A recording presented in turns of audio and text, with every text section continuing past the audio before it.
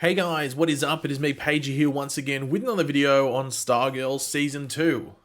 Finally, we can talk about this show. So we are around the 1 month mark away from the return of Stargirl to our screens for its second season, with it being a while since we have been in Blue Valley, because I think it was in August last year, or around that roughly at least, in which Season 1 ended. So yeah, it's been quite a while, but I think we are all looking forward to heading back to Blue Valley and seeing what shenanigans, if you want to call it, the new Justice Society of America are getting up to, as well as the potential evils that do await them in this second season. Now, we of course have gotten one proper trailer so far for this season of Stargirl, and I would expect they either drop another one or maybe just a few smaller ones in this month leading up to the season 2 premiere. But in this video, we are actually going to go over a bunch of promo images for not just the first episode, and not just the first and second episodes, but the first 3 episodes for this second season, as well as some added information. So lots to go over and of course discuss.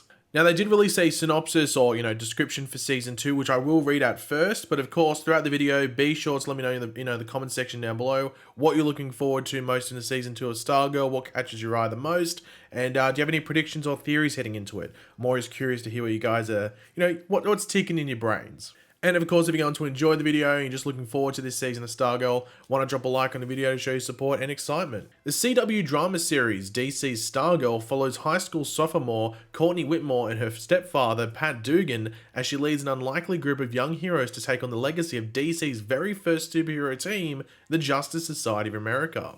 In the thrilling second season, Courtney and her friends take on one of the most frightening adversaries in DC's mythology, the dark entity of corruption known as Eclipso. Now, firstly, the first 6 episodes of the season of Season 2 have the overall arc name of Summer School. So, Episode 1 is Summer School Chapter 1, Episode 2 is Summer School Chapter 2, and so on.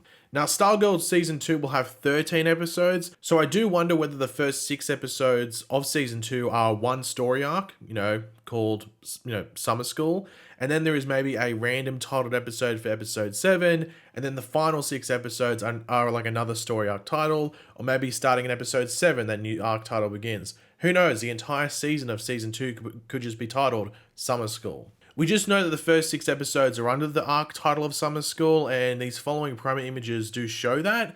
And as I did hint at before, with some of these promo images, we will include some bonus information, and that was actually provided by TV Line from the past week or so.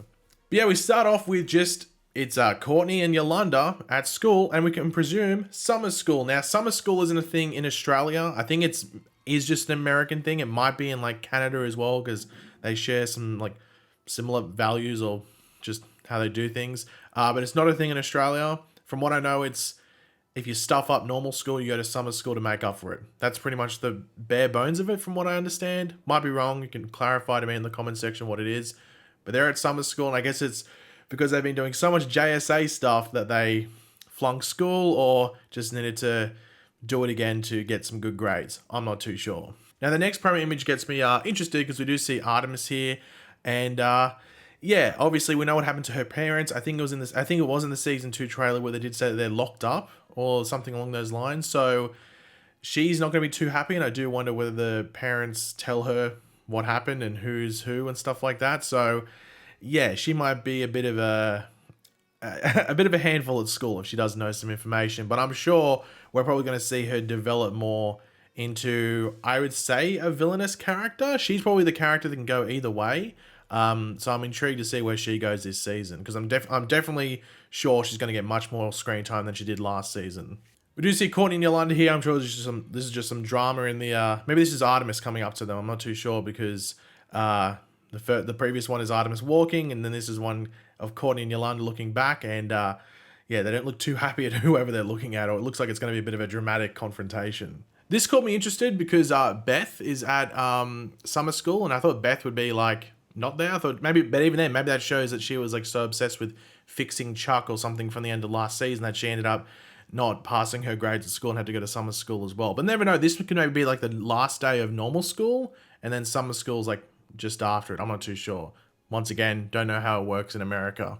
Now, obviously, this is where we see that what I was just saying probably comes true. We do see a confrontation with Artemis and Courtney, and Artemis looks pretty angry and Courtney looks a bit shocked almost. So I think either Artemis knows that she's Stargirl or she at least gives that suggestion off.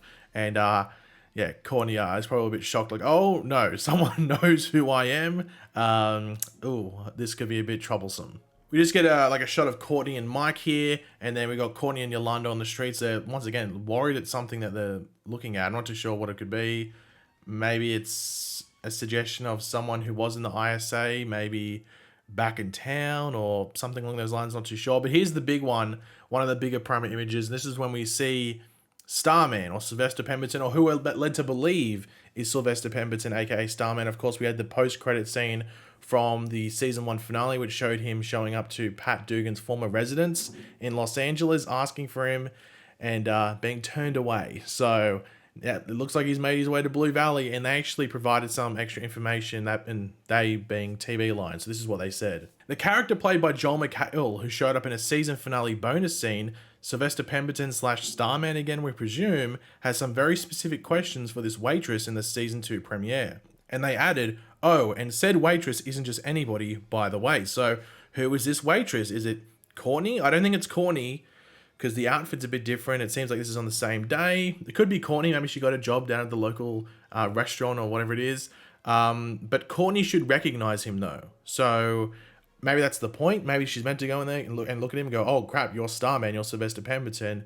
But I don't know, for some reason I believe that he might be going a bit incognito and trying to get information on people that wouldn't know who he is, if that makes sense. But you never know. Maybe this could be Jenny Lynn Hayden, who's the waitress, aka Jade, aka Green Lantern's daughter. Maybe that's who he's interacting with here. But I think he's going to be doing some research, and it'll be interesting to see what his role is this season for how many episodes. We know he's in at least a handful of them. I just don't know how big of a role his role is this season. But yeah, we do get to see Stargirl in these promo images. It's Stargirl on the street, so I wonder who she's taking on. I don't know if it'd be a random person. We'll have to wait and see. Of course, we get really nothing from it. This is interesting. We do see Rick with his finished car. Now, this was, I think, meant to be in season 1. I think it was meant to be when they went to fight. I think it was that scene where it's Sportsmaster and Tigress and that fight and stuff outside the, whatever that was, like the warehouse thing. And I think he was meant to have finished his car, and it's how they got there. But that scene didn't make it into the final cut. I think that's what it was. I read that somewhere online. So he's got his finished car. So at least, Rick doesn't have to walk to school. He can drive. Now we do have Beth here with her parents. Now I'll just leave Beth for a second because there is something towards the end of the video which just focuses on her. So I'll leave it till we get to that point. Because this isn't the best time to talk about it. Now we get some promo images which are pretty much the exact same things we saw from the season 2 trailer, which is them sort of discussing whether they should still be doing this JSA stuff because the Injustice Society is either dead or locked up or both. Can you be both? I don't know. So this is them sort of questioning it. So I wonder if they take a break from it after this and then something comes along which makes them put back on the suits and stuff like that. It will be interesting, but this is from the season 2 trailer. Now, this is interesting. We do get to see Cameron Marquand, or, Icicle's son, or who should be Icicle Jr. come later this season. Now, they didn't really do much with him at the end of last season. Like, we didn't really get to see him reacting to his father's death or anything like that. So I'm sure we get that at the beginning of this season, because it does seem that season 2 picks up fairly shortly after the end of season 1. So I'm sure we'll see the fallout, in the early episodes of this season, but I am interested to see the trajectory his character goes on. However, there is something towards the end of the video which focuses on him, so we'll come back to that later. Now, Barbara does still work at the American Dream. That was something that people were wondering. So people thought that the waitress that Sylvester Pemberton or Starman, or who we're meant to believe is that, was talking to could be Barbara, but we know that she's still working at the American Dream based off this promo image, so the waitress is someone else. But here we get some cool scenes. So this is everyone, or the new JSA, in Pat's workshop. We've seen them there a couple of times last season. But in the next one, we get the new member of Jenny Lynn Hayden, or Jade, or Alan Scott, Green Lantern's daughter, who is played by Issa, I think it's how you pronounce her name, Penarejo.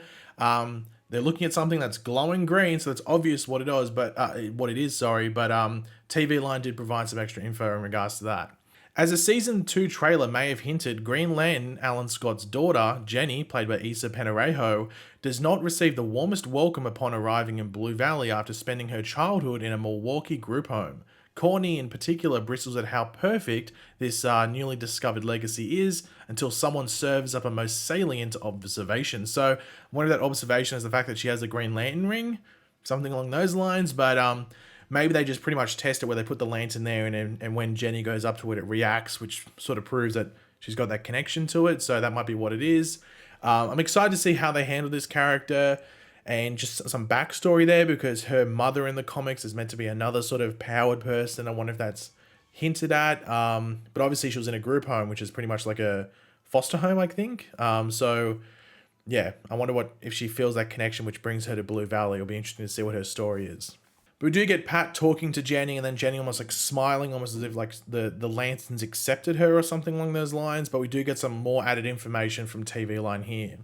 Courtney's stepdad Pat, seen here talking to Green Lantern's daughter Jenny, finds himself having to catch Courtney and co. up on several pieces of OG JSA lore, few if any of them falling under the category of good news.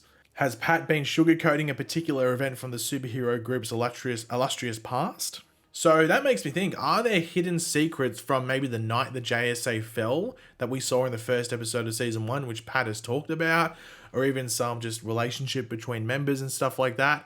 Because you got to remember that pilot episode, that's all we really saw. So I wonder if they develop that more, because we only really got to see how like 2 or 3 of the members died. So are they going to go on whether maybe they didn't die, maybe they went into hiding? I don't know. I'm very curious. Or maybe it's about another event. Maybe something to do with Eclipso, something else.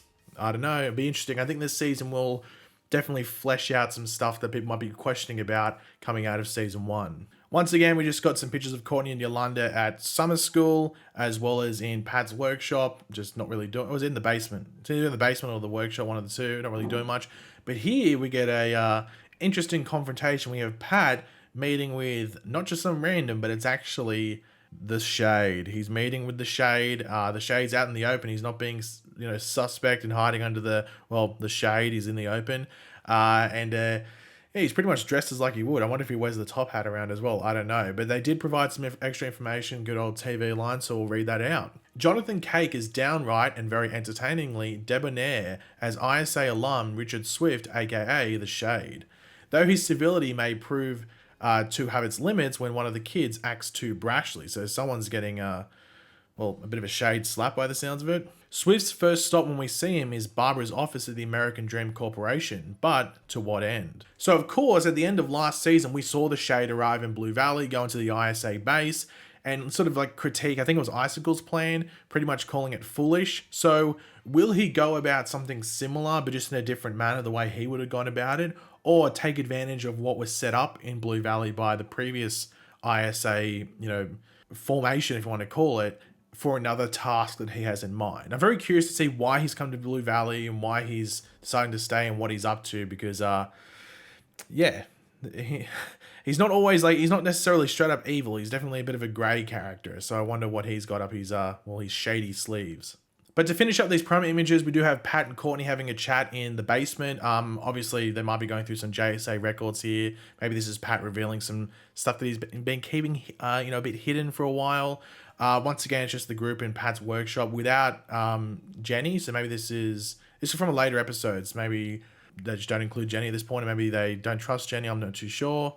But here we get to see Owlman suited up, Dr. Midnight suited up, both Owlman and Dr. Midnight suited up, Stargirl and Wildcat, and they're actually in the Shade's little house thing, and he set up a bit of a tea party with some biscuits, some tea. Oh, it's very British. It's very fancy. And we do have Barbara here, so I don't know if Barbara's gone along or she's just in like a dark area. It seems like it's the same lighting and stuff, so maybe she gets captured by the Shade, and that's why they go here. I'm not too sure, but Pat is there by himself, so interesting. But TV Line did include some extra stuff here. They go, the JSA is spoiling for a fight when they track down the Shade. Though the mood soon enough cools down, will a spot of tea convince him to stand down and, as Swift nicely requests, stay out of my way so that he can pursue a hidden agenda. So maybe what he's planning to do isn't necessarily overly evil. It might just seem like a bit immoral to the JSA. I don't know, because really what the ISA were doing in season 1 wasn't necessarily, like, if you just said what their end goal was, it's not that bad. It's the lead up that is really terrible, and that's what needed to be stopped. So even though they were trying to do something that was necessarily good, the lead up to it was really, really bad and not good. So maybe that's similar to what, the Shade is doing in season 2. But in TV Line's little like question like thing, you send in a question, they sort of answer in regards to like some sort of like spoilery stuff. There were 2 Stargirl questions. So someone asked, can you tell me anything about Beth's journey in season 2 of Stargirl? Each of the young JSA members has multiple things on their plate when season 2 arrives Tuesday, August 10th, and their school year comes to an end. Angelica Washington's Beth, for example, is struggling to get Chuck back online while also dealing with a most unexpected bit of personal drama. So in the personal drama, maybe the parents get divorced, maybe Beth's parents get divorced, I'm not too sure. But one thing that they could do here with Beth is that, from what we know from the end fight, like the fight that took place, in the pilot for season 1, the Shade killed the original Dr. Midnight. So maybe Chuck brings that up to Beth, and maybe that creates a bit of a personal vendetta for Beth towards the Shade, or at least finding out what happened there. So maybe that's what happened, what could be happening this season with Beth in regards to that. And also will be interesting to see how she gets Chuck back up and running, because she's wearing the goggles in pretty much all the shots where she's Dr. Midnight in these photos. So yeah, we'll have to wait and see. And finally, is Stargirl's Cameron, so Mark Kent, going to become evil like in the comics? That is certainly what at least one person is hoping will happen as the season premiere draws to a most provocative close. So who would want him to become evil? Is it Cindy, aka Shiv? She's like nowhere to be seen in these promo images, though she was in the trailer. Is it Eclipso? Is it the Shade? We don't know what could be going on there. Maybe it's Jordan Marquand himself, maybe his dad, maybe a little bit of that ice there. Maybe he's still alive, because the only person I think it was Jeff Johns, who's the showrunner, would confirm that died, was Brainiac. He was the only person that was confirmed dead out of season 1. So Dragon King could still be alive, Icicle could still be alive, even the Fiddler could still be alive, because I think it was Brainiac was the only one that was confirmed dead. So who knows what we're going to get when we pick up in season 2. But yeah, guys, I'm looking forward to this season. I've been waiting for it for a while. So it's going to be pretty much a year since it ended when season 2 starts. So can't wait. But yeah, thanks for watching. If you enjoyed the video, it would be awesome if you could drop a like on it to show support. Let me know in the comments section down below your various opinions on what we went over in this video and what you're looking forward to the most. And of course, if you are new to the channel, make sure to subscribe, and I will catch you guys later. Goodbye.